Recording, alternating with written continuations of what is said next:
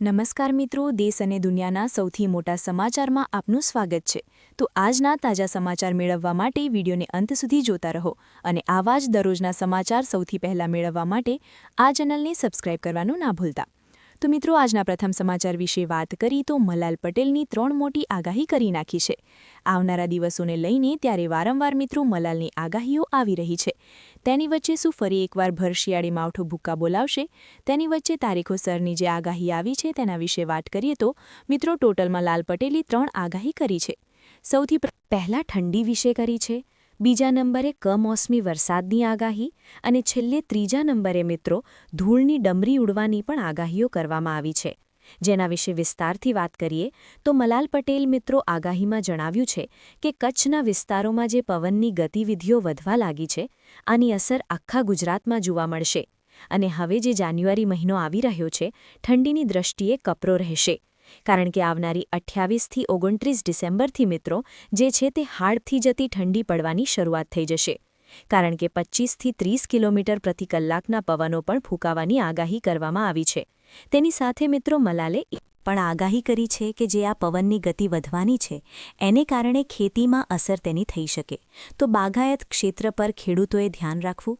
ખાસ કરીને બાગાયતી પાકોનો નાજુક મિત્રો જે પાકો હોય છે તે પવનને કારણે તેમાં નુકસાની જઈ શકે. બીજા નંબરે મિત્રો આગાહી કરવામાં આવી છે મલાલ દ્વારા દરમિયાન કેટલાક વિસ્તારોમાં ધૂળની ડમરીઓ પણ ઉડી શકે.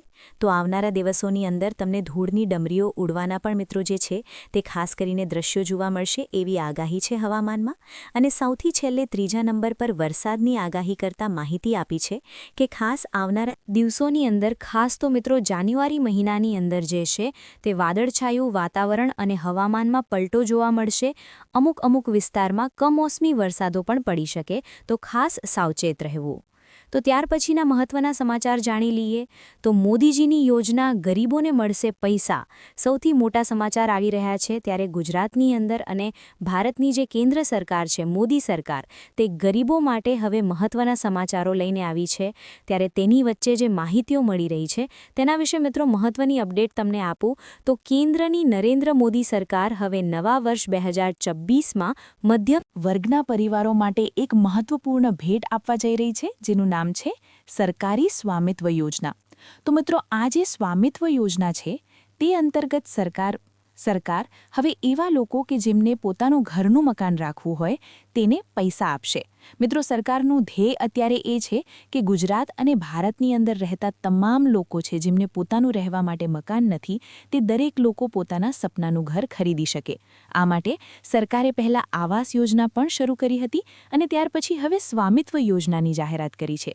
પહેલા મિત્રો આવાસ યોજનામાં સરકાર તમને મકાન બનાવવા માટે 1,70,000ની સહાય આપતી હતી. હવે મિત્રો આ સરકારે જે સ્વામી યોજના જાહેરાત કરવા જઈ રહી છે આ યોજના માટે સરકારે પહેલેથી જ 15,000 કરોડ રૂપિયાનું ભંડોળ પણ ફાળવી આપ્યું છે. ત્યારે આ સરકારે મિત્રો જે યોજના લોન્ચ કરી છે તેની અંદર જાહેરાત પણ કરી છે કે 1 લાખ જેટલા મધ્યમ વર્ગના જે પરિવારો છે તેમને ઘર ખરીદવા માટે સરકાર સહાય આપશે. તો મિત્રો આ યોજનાના જ્યારે ફોર્મ ભરવાની શરૂઆત થશે ત્યારે હું તમને માહિતી આપીશ. તો તે માહિતી માટે ચેનલ સાથે સબસ્ક્રાઇબ કરીને જોડાયેલા રહેજો.